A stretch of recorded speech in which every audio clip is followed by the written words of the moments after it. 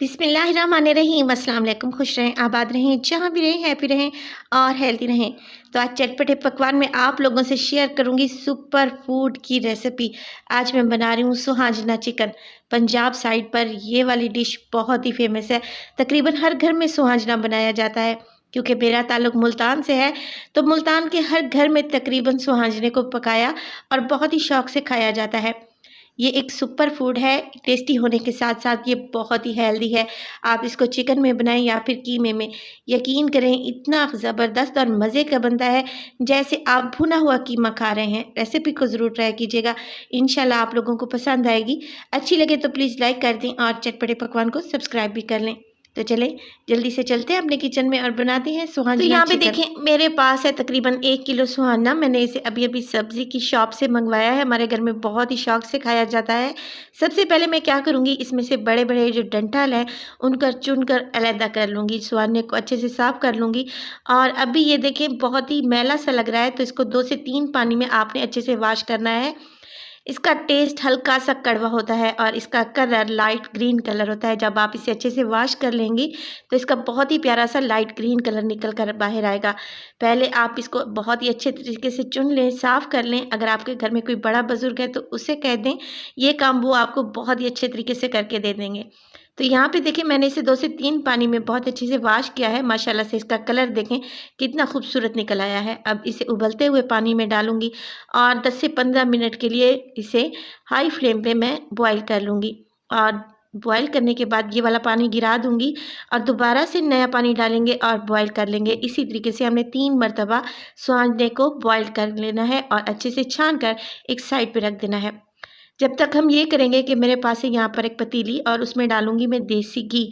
आप चाहें तो इसे ऑयल में भी बना सकते हैं। देसी घी में इसका फ्लेवर बहुत ही अच्छा आता है। आधा कप देसी घी में मैंने 2 प्याज तकरीबन मीडियम साइज़ के स्लाइस करके डाल दिए हैं। अब मैंने क्या करना है, प्याज को सिर्फ़ और सिर्फ यहाँ पर कलर देना है। जब इनका कलर लाइट गोल्डन हो जाएगा तो बस जी प्याज की कुकिंग यहीं पे कंप्लीट हो जाएगी। प्याज को पकाते हुए मुझे 5 से 6 मिनट गुजर चुके हैं और देखें लाइट सा गोल्डन कलर आ चुका है। इससे ज़्यादा कलर नहीं देंगे वरना सालन का कलर बहुत ज़्यादा डार्क हो जाएगा।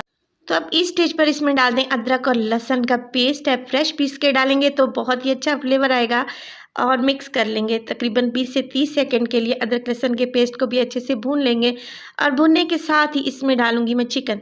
चिकन मेरे पास है 750 ग्राम यानी कि 3 पाव के लगभग, और मीडियम साइज़ की यहाँ पे मैंने बोटियाँ करवा ली हैं। चिकन को अब हम यहाँ पे फ्राई करेंगे अदरक लहसुन और प्याज के साथ। चिकन में एक ख़ास किस्म की महक होती है, जब तक उसे अच्छे से फ्राई ना किया जाए, भुना ना जाए तो वो महक नहीं जाती। तो कोशिश किया करें चिकन को आप पहले बहुत अच्छे तरीके से भून लें।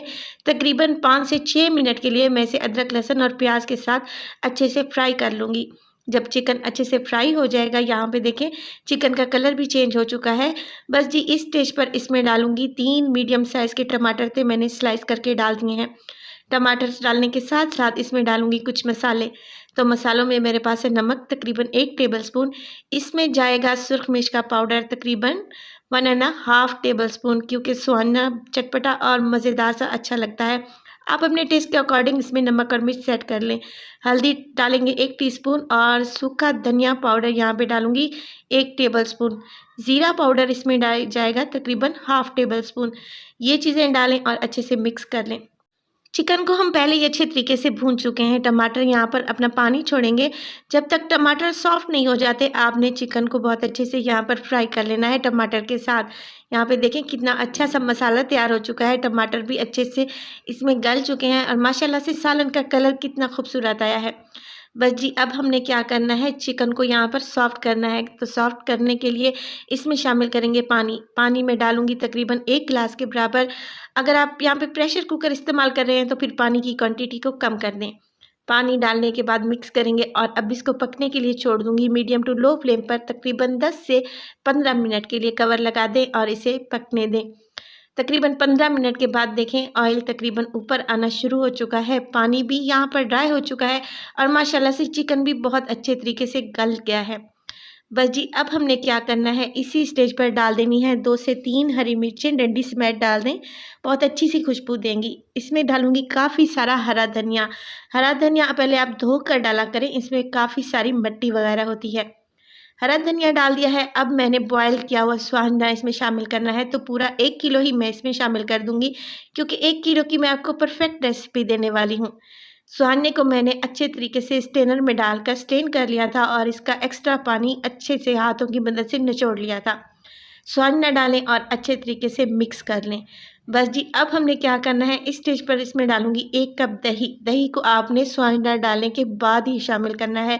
इससे स्वांजने का टेस्ट भी बढ़ जाएगा और ये बहुत सॉफ्ट और जूसी भी बनेगा इंशाल्लाह।